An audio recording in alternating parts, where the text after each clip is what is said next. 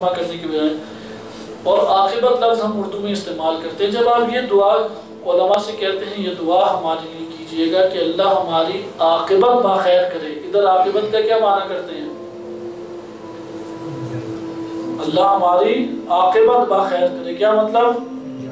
انجام، آخری انجام ہمارا، یعنی جو نتیجہ ہماری زندگی کا خلاصہ نکلا، نتیجے میں اب کیا نکلتا ہے؟ یہ تو اللہ ہی کی ذات جانتی ہے۔ ایسا ہی انسان جیسا شیشے میں دکھائی دے رہا ہے یا کوئی مکسچر عجیب و غریب سا نکلتا ہے، کیونکہ شکم مادر میں تو قلم قدرت الہی چلا، قلم قدرت الہی نے یہ خوبصورت نقش و نگار بنا دی ہے، لیکن جو قبر میں ہمیں صورت عطا ہونی ہے اس کے قلم کا نام ہے نیت عمل۔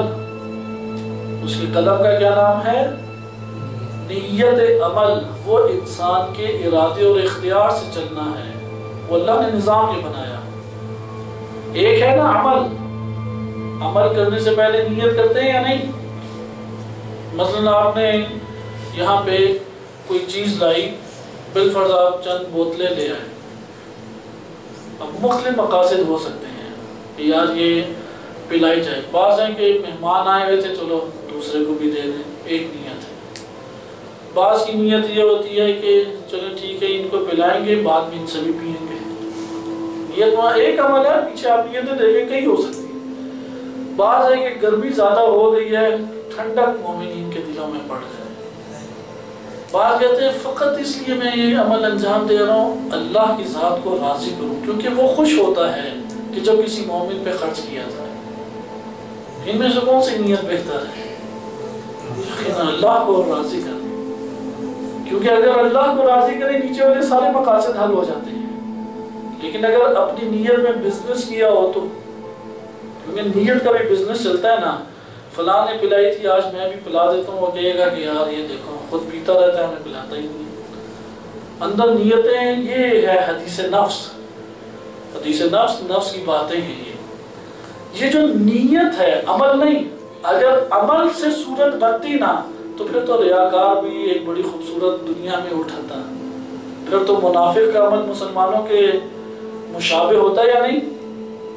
عمل میں تو سارے ہی ایک صف میں نماز پڑھ رہے ہیں، ریاکار بھی، منافق بھی، مومن بھی، مسلم بھی۔ اس لیے خالی عمل کی قیمت نہیں ہے، یہ ذہن نشین کر لیں، خالی عمل کی قیمت نہیں ہے، نیت کے ہمراہ عمل کی قیمت ہے۔ عمل سے صورت انسانی نہیں بنتی، نیت سے صورت انسانی بنتی ہے، اور نیت کا حال فقط اللہ کی ذات جانتی ہے اور انسانی نفس جانتا ہے، لیکن انسانی نفس سے بھی زیادہ بہتر اللہ کی ذات جانتی ہے۔ یہ جملہ دعاؤں کے اور آیات کریمہ کے بہت عجیب اور دقیق ہیں۔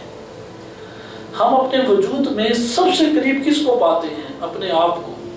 اللہ کی ذات کہتی ہے میں تجھ سے بھی قریب ہوں، یعنی یہ کوئی محاوراتی اللہ کی طرف سے جملہ نہیں ہے کہ محاورتاً کہہ رہے ہیں کہ میں تم سے قریب ہوں، حقیقتاً اللہ ہم سے بھی قریب ہے۔ لہذا یہ جو نیت ہے یہ کیا بن جاتی ہے؟ صورت انسانی بن جاتی ہے۔